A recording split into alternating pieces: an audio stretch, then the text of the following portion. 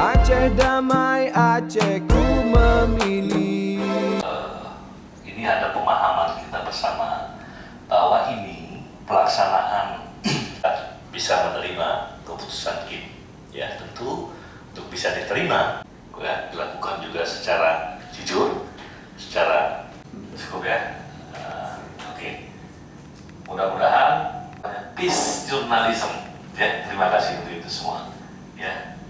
Kita mohon agar Panwaslih Provinsi untuk terbuka, semuanya boleh saksikan ya, karena memang kapasitas gedungnya akan kita laksanakan rapat kami tadi menghasilkan beberapa keputusan rekapitulasi.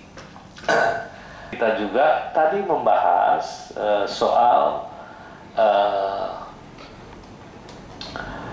permohonan keberatan terkait tidak memenuhi syarat kesehatan bagi beberapa pasangan calon bupati, dan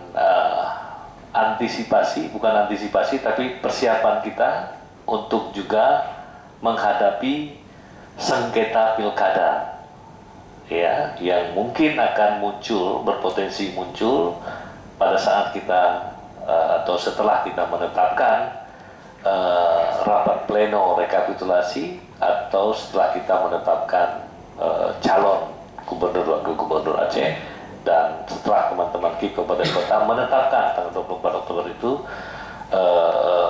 pasangan calon bupati, wakil bupati dan wakil wali kota.